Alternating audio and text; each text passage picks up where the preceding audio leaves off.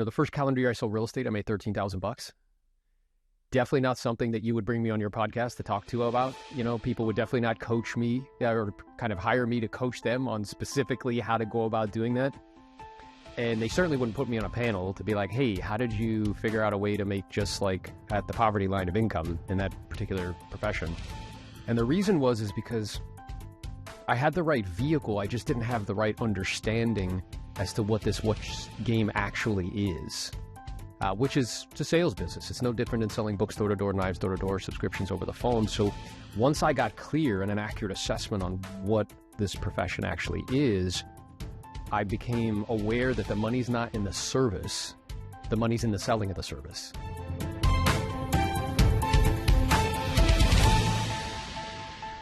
Hello, everyone. Welcome to Beyond the Sale podcast. This week, I'm super excited to have Aaron Novello, listing extraordinaire, coach to realtors. I'm so excited to share Aaron with everybody. Super excited to have you on here. Yeah, Aaron. my pleasure, brother. I appreciate the opportunity to share with your platform and look forward to it. Yeah. So, Aaron, just kind of a backstory. I met Aaron. I was looking to grow my real estate business and learn from somebody who has done great things in the business. And Aaron was that person. I was referred to him through somebody else who we were working with, and we both admire. But from the moment I was connected with you, Aaron, it really came across as that you were someone that really understood sales and skills and how to maneuver props and players in a configuration that pleases us, right? So can you tell me, let's back up and just tell me a little bit how you see real estate and how you got into real estate and why you think that was so important. Yeah, so the way I kind of stumbled upon real estate, you could say it's serendipitously, or you can say it was some kind of invisible hand that was moving me in that direction, is I was at school at the University of Florida. I was studying kind of to be pre-med. Initially, I would like to say that was for benevolent reasons, but it wasn't. It's because I wanted to make a lot of money, and I thought that's who made a lot of money, was like physicians. And the study was interesting to me, the science of it. And then it stopped being like fun. It started to become like a job. And I really wasn't sure what I was going to do. And I sat in on a presentation by a gentleman who owned the largest gym in Gainesville. Right? He had like a helicopter and he was very, very successful from a financial perspective.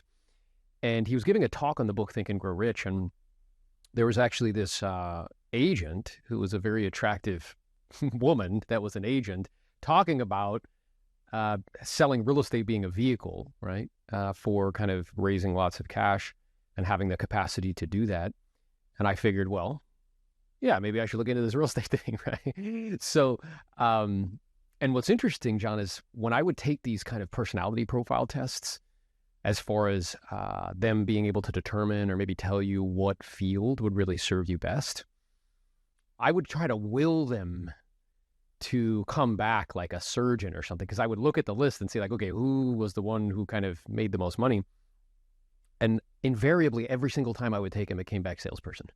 And I would just be like, no, like, I don't want to do that sort of thing.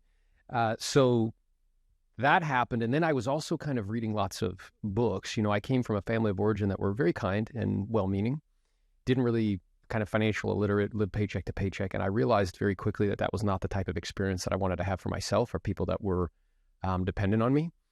So I was reading lots of books, and they all had a tendency to gravitate towards real estate as a vehicle for investment. So I figured, well, what better way to help people to buy and sell? Or what better way to learn that vehicle than to help people to buy and sell? So that's what I did. I got my license, and then, the first calendar year I sold real estate, I made $13,000. Definitely not something that you would bring me on your podcast to talk to about. People would definitely not coach me or kind of hire me to coach them on specifically how to go about doing that. And they certainly wouldn't put me on a panel to be like, hey, how did you figure out a way to make just like at the poverty line of income in that particular profession? And the reason is because I had the right vehicle. I just didn't have the right understanding as to what this game actually is. which is it's a sales business. It's no different than selling books door to door, knives door to door, subscriptions over the phone. So once I got clear and an accurate assessment on what this profession actually is, I became aware that the money's not in the service, the money's in the selling of the service. So as such, I should spend all of my time and energy and effort learning how to sell the service. And that's what I did. I began to obsessively, study persuasion, study, communication, obsessively kind of role play twice a day, 6 days a week, chant scripts out loud in my Crocs by myself. Everybody thought I was crazy. Videotape myself doing presentations because I realized that was the way for me to be able to acquire the cash to then be able to invest and create the financial freedom that I was looking for. Yeah, that's great. So I love that, and that's such a revelation for me and for, I believe, everybody. The money is not in the service, it's in the selling of the service.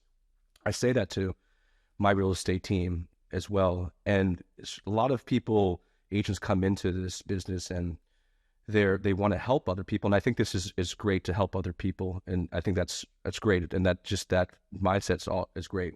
However, they spend a lot of time giving service, right? So can you explain that to a little bit more? Because I think that's it's a shift, a mindset shift it's because some people also think by doing that, we're actually leaving the people's interests behind. Yeah. So right. And the idea is that that doesn't mean that we don't give people service, nor do we not care about the level of service that we're providing. It's an understanding that the service is expected. So the way I explain this to, coaching clients or, just agents that I have the good fortune of speaking to, whether it's in a digital context like this or in a kind of in-person context at a live event, is like when you go to the grocery store, whatever your local grocery store, here for us in Florida, it's Publix, you don't freak out when you walk in and they have groceries on the shelf. You're not like jumping up and down like, oh my God, this is amazing. They got groceries today. Like that's expected. Just like clients expect us to know how to, read contracts. They expect us to answer the phone. They expect us to get back to them in a timely manner. They expect us to understand the nuances as far as negotiating is concerned to help them to get their goals and objectives met in a way that's in their favor. So the service is expected, but that's not where the money's at, right? So when I would speak to people and they would say to me, I'm like, well, what's your competitive advantage? Because Jack Welch said a long time ago, if you don't have a competitive advantage, don't compete. And they will say things to me like, well, I'm honest, John. And I'm like, okay. Like everybody's going to say that. Like, well, I put my clients first, John. And I'm like, yeah, okay. Right? Everybody's going to say that. So I think people have a false misperception in thinking that the service is the main event, where we do provide good service. That's a given. At the same time, if you want to get your unfair share of the business, and if you want to use this vehicle as a mechanism to raise lots of capital to be able to do other things and perhaps buy back time as far as, residual income and things of that nature, you must learn how to sell, right? And you have to learn how to do it at a very, very high level. Because I don't know anybody who sells over 100 homes a year who is not a skilled, highly skilled salesperson that not only is, scripted and knows what to say and how to say it, but they also have a very high level of emotional intelligence to be able to navigate right? The decision-making process, because people don't buy products and services, they buy feelings and identities. So helping people to navigate that process. Yeah, I love it. So, and that was the thought process I was going in, because you're also someone that, you did 13,000 your first year, but then also from there excelled and did over 100 transactions, listing side, and then up to 200 transactions. I know you said it took you, we've worked together for some time, so it took you 5 years, I believe you said, or maybe 3 or 5 years to do that. So, so what does it take for somebody? I was having this conversation with someone recently, is like, can anybody do this business? It's like, well, yeah, anybody can do it, but they have to want to do it. They have to want it. But so that's one thing, right? You have to learn how to, the skills, but also what does it take for someone to do 100 transactions? How does someone get there? Yeah, I know, because it could seem like this insurmountable thing. To me, 100 transactions a year is like winning the Super Bowl in real estate, right? And it's one thing to be able to do that once. It's another thing to be able to do it consistently over an extended period of time, right? Year after year after year after year. And what I've learned in doing over 100 deals a year for over a decade, consistently, days, weeks, months, all the time that's required in order to produce that, all the way up to 100 deals, I think people have to understand like being in a season of no. And that can be like really challenging for people because they've been on the receiving end of a no and it feels like a rejection of some sort. So they have a difficult time like kind of saying no. And I was explaining this to a group recently where all the way up to 100 deals, I was in a season of no. And that season of no was 5 years. Now, for people, it might be 3 years, it might be 5 years, it might be 7 years. Like it depends on the individual. But for me, it was a 5-year season of no. So then I asked them, I said, what do you think I said no to during that 5-year season of no? I said no to fantasy football. I said no to playing golf on the weekends. I said no to extracurricular activities and hobbies. I virtually said no to everything that wasn't my family or PLAN, prospect, lead, follow-up, go on appointments, negotiate deals. And I think that's very difficult for us to conceptually like really wrap our heads around because the formula is V over T. It's volume over time.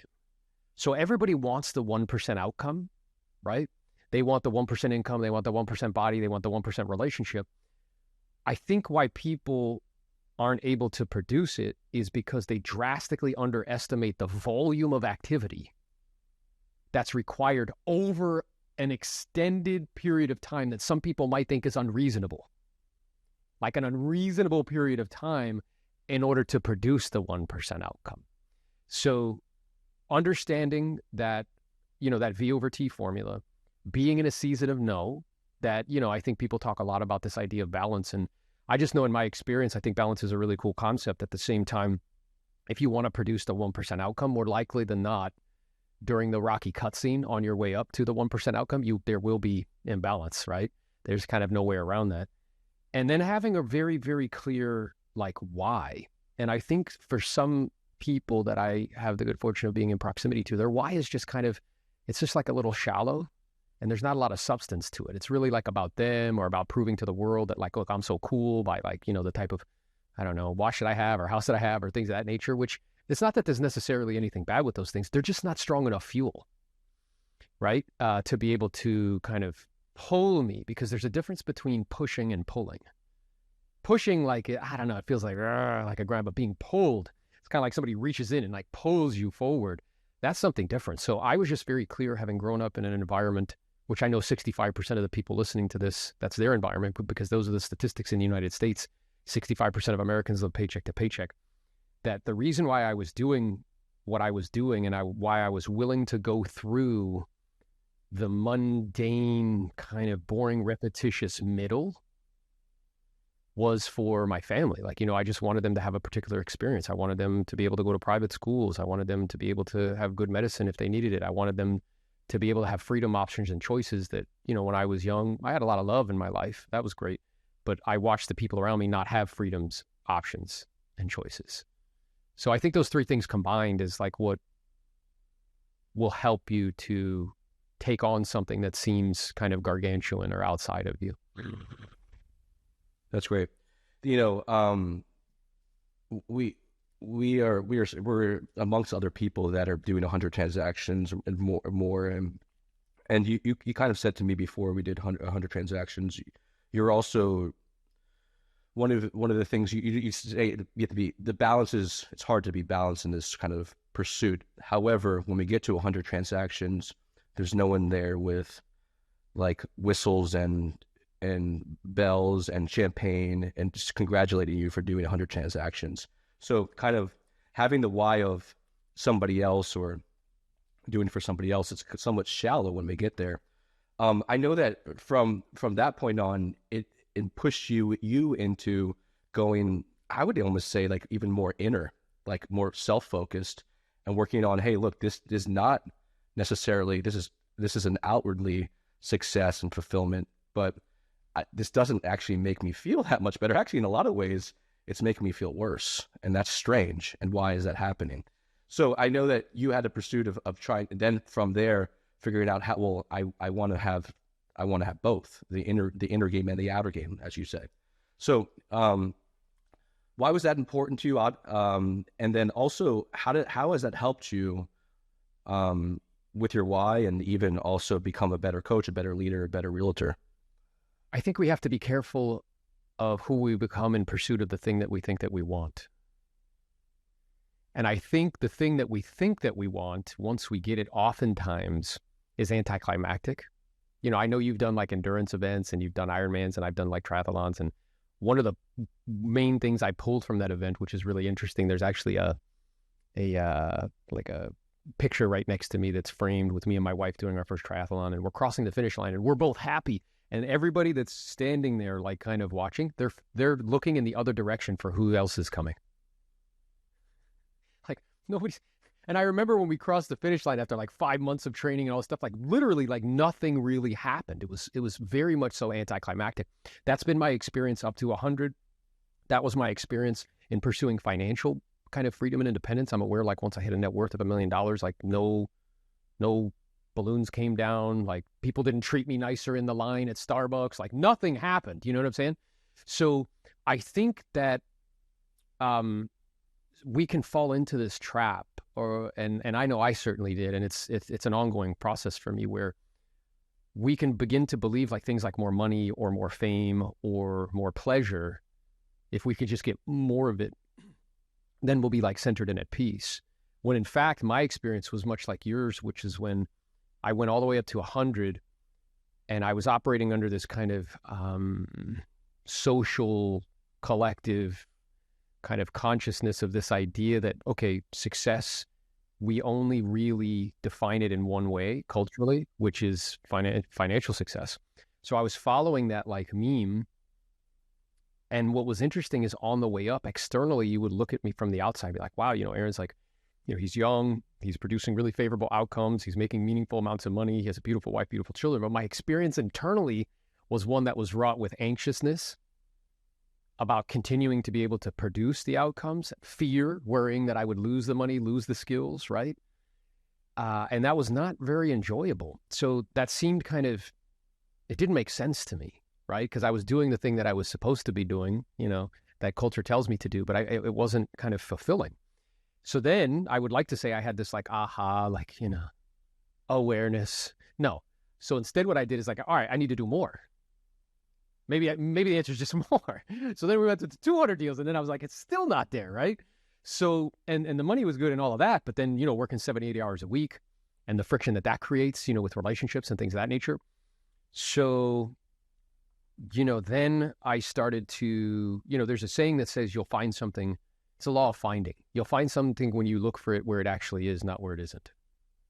And that seems very simplistic in nature. At the same time, if you really like kind of meditate on it, it's pretty profound. So I was looking for something which was like being centered, calm, and clear internally.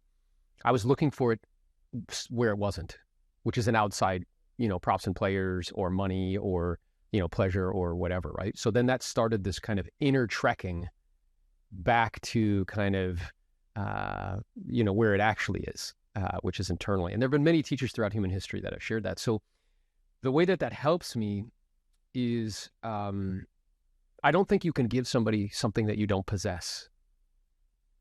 So it's one thing to like, when we first connected, it was like, hey, I really want to get to 100 deals. And I'm like, great, it's going to come through listing property, period, end of story. So we spent 6 months, just really dialing in. We'd role play every single day. We'd role play, every conversation that we had, the pre-qual, the listing presentation. We got you on some different lead sources to give you some more at-bats. And then your identity started to change, the way you saw yourself, plus your skill set. And then whammo, like within 12 to 18 months, you're doing 100 transactions, right? But that's one thing that I can kind of help you with. At the same time, teaching somebody how to just make money is like teaching them how to be a one-legged man in an ass-kicking contest. Like it's only one part of life. It's not the only part of life. Because I've had people reach out to me who are producing really favorable outcomes and be crying, even though externally everything is working. Like deals are being done, like, there's pendings, they got money in the bank, they got residual income. So me taking that journey for myself started off as a selfish thing because I wanted to help myself, because I'm like, this is not an acceptable outcome. I don't want to go through the rest of my non-refundable precious breaths like having all this anxiousness or tension or worry. I'm good at maneuvering props and players into configurations that please me. I'm not so good in knowing how to be like centered, calm, and clear in the process. So taking that internal journey and getting proximity to certain people and teachers and kind of mentors who could help me with that has equipped me with tools to be able to help others. So, twice this week while I'm on coaching calls, we're going through a marketplace that's shifting and changing. And it's not uncommon, at least once to twice per week, people are crying on calls. Now, that's partly because I create an environment that makes them comfortable enough to do that.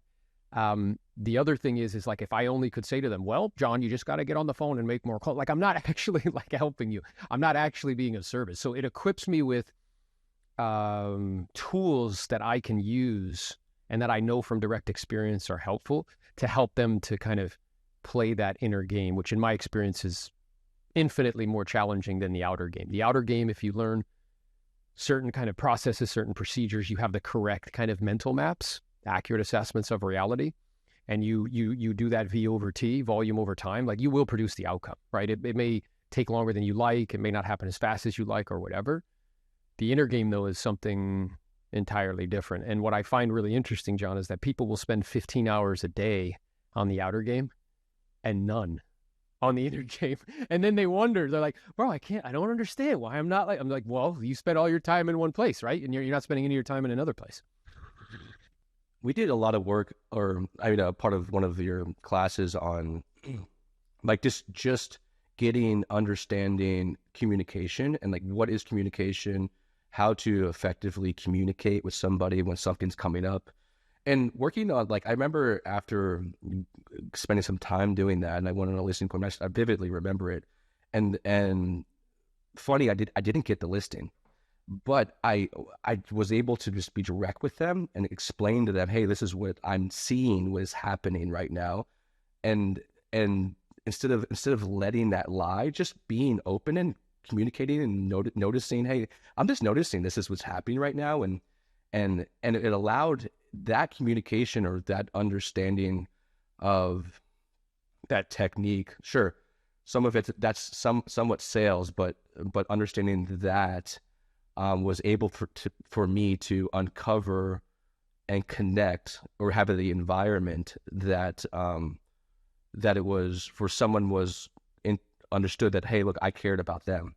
And then when they understood I cared about them, then, and whatever the outcome was, then the things were actually were able to move the objective.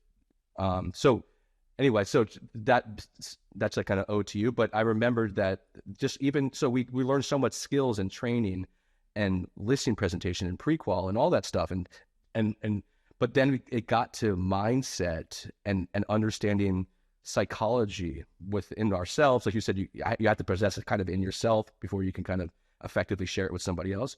And then that through the mindset, it was able to start maneuvering these props and players in a configuration that was pleasing me, but also pleased them too. And you were enjoying yourself more in the process, which is huge because, when I first connected with you, like you're somebody who's incredibly hardworking.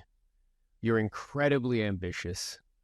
Like if I had a task that I wanted to accomplish and it was like, we need to accomplish it, you'd definitely be one of the people that I want standing right next to me because you're going to keep going until it's either done or you drop down on the floor. Like that's your personality, which is wonderful. And I love that about you. And your previous training was one of, thinking that people do business with words. When they don't, they do business with people. And you were giving people, you were only allowing them to connect with your act, which was the act of like, I'm a salesperson and I'm sharp as a tack and like that sort of thing. And you weren't letting them actually like see you, like who John really is. Because on the other side of you being super ambitious, super hardworking, like, drop dead or, get the job done sort of thing, I know that you're somebody who is also really thoughtful. You're also somebody who, has like this, spiritual component to you of like this internal game. And you spend time in an ashram that most people wouldn't think that that's something that you've done before. And that you do have that EQ, which is emotional intelligence. They're two different things. So IQ is intellectual intelligence. That's like being able to memorize a script and regurgitate it. EQ, though, is being able to kind of become aware of what's not being said. EQ is what's kind of understanding how emotions can end up affecting or clouding people's judgment. To be able to recognize the emotion in the very moment that it's happening. Like, hey, John, I'm noticing it feels to me as though there's some like internal resistance with regards to this process, and that's okay. I could be completely wrong. I just wanted to share it with you because my goal and objective here is to help you. Whatever you decide, I'll support you 100%. If you decide to proceed, that's cool. If you don't, that's okay too. Having that ability is,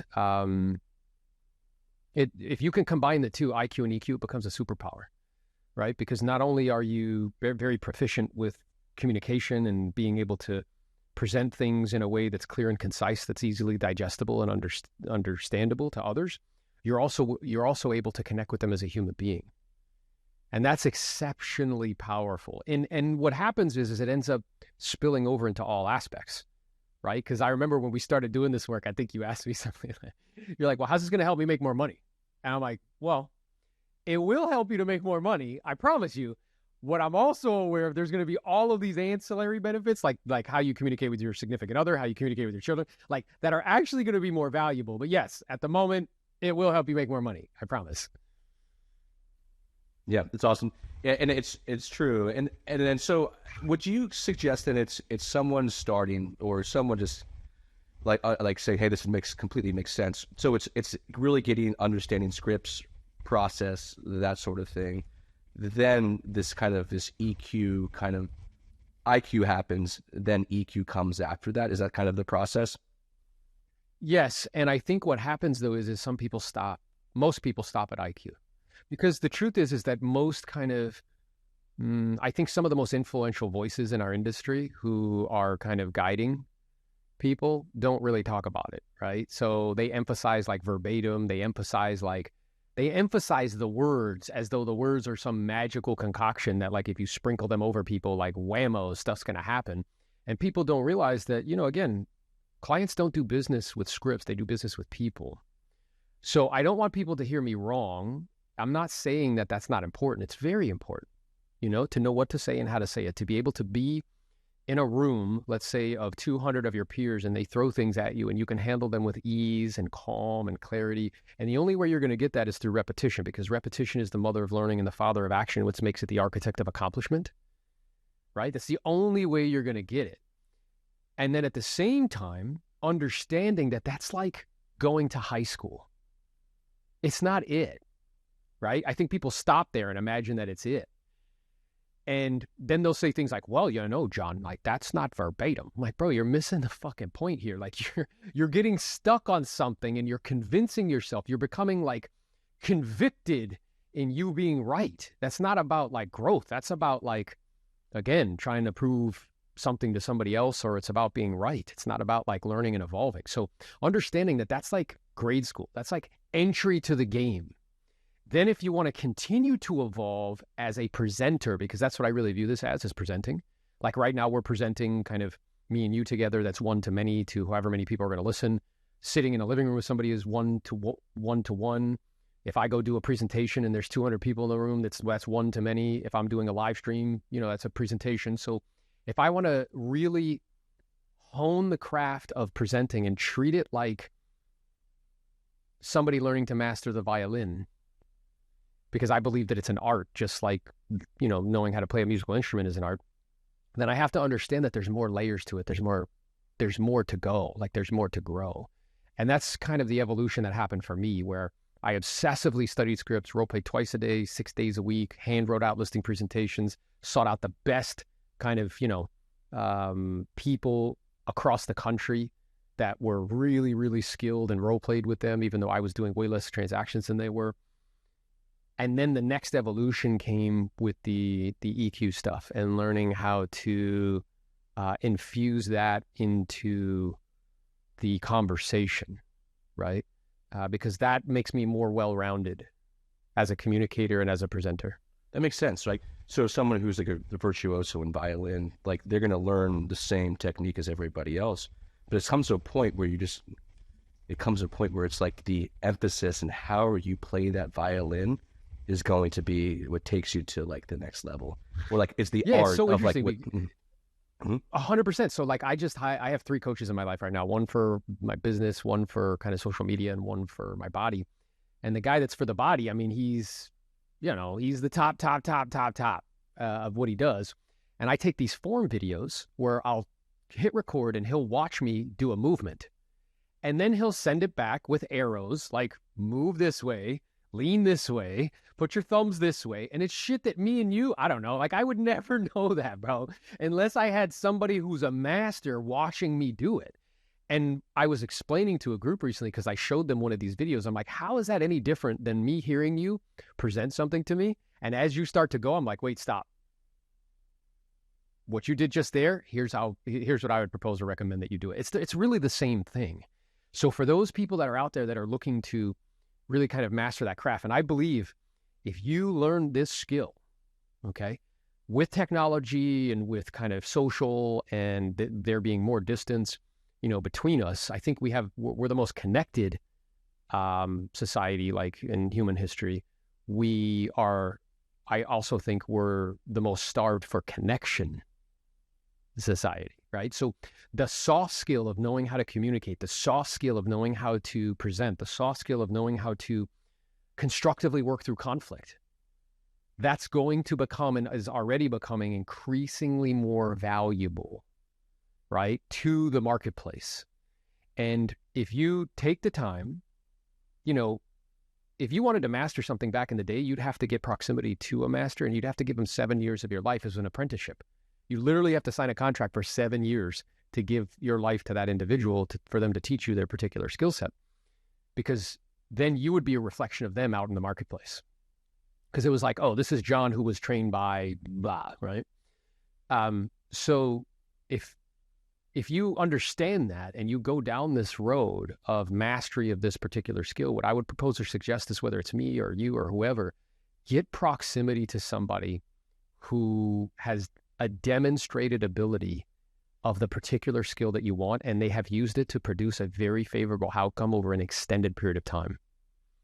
Because that person can condense decades worth of learning into days, weeks, months. So here you were kind of plateaued at 50 deals, wondering like, what am I doing? What's the thing? You got proximity to somebody who was listing 100 plus homes a year, and within like 15, 16 months, you were doing the same. That's unbelievable in terms of a compression, right? So I would approach it as an art, understanding that it's always going, always evolving. Even now I'm learning how to present, to groups, in different ways. I'm learning different things, whether it's on social. So it's going to be an ongoing thing, and get proximity to somebody who can really pour into you and help you to hone this craft. Because in a capitalistic society, if you know how to sell, you will be disproportionately rewarded for your time, energy, and efforts. And it never, you have it forever. It never goes away. The feeling and confidence that you're going to have by having this tool in your belt, I know like the market, like you have people crying on their coaching call, but once you have it, it's like, hey, listen, I would love the market to, it doesn't matter what the market does. It's like, you have it. We'll always be able to survive. We'll always be able to make it happen. And when you have it, it's a confidence you have, and you can always produce, and you can always provide for your family. You understand what the game is. It's really freeing. Yeah. So I think that there's no security in this business. There's only opportunities. And if you can get your skills to such a degree that if there is an opportunity, there's an 85 to 90% chance you'll be able to kind of capitalize on that opportunity. Now you've just created security for yourself and your family. So people look outwardly. I think as a society, we look outwardly for somebody to provide us with the security instead of learning kind of a craft and being a master at something. So then you can provide your own security for yourself and your family. Awesome. Aaron, man, I super appreciate I take your time. I respect it so much that I wanted to have a whole season before I wanted to have you on. I really think that you bring so much value and to my life, to our listeners' lives, and I want to just appreciate your friendship over time, and I'm looking forward to the future of everything that it's gonna happen to you and for you. And thanks so much for your time and spending it with us today, brother. Yeah. I thank you for the opportunity. What I'm aware of is initially when we first started working together, like without you, there'd be no place for me. So you provide me an opportunity to kind of share, that gift with other people. And I love the energy that you bring, whether it's to this call or at events and stuff. And I look forward to, continuing to connect and add value to each other as well. So if people want to connect with you, I know you have a podcast. I see you're over on my social media feed all the time, adding value. How do they connect with you? How do they find you? Yeah, so at Aaron Novello on Instagram is a really good place to connect. Perfect. Awesome. All right, Aaron. Well, have a great day, and talk with you soon. Thanks so much. Awesome, brother. Look forward to it.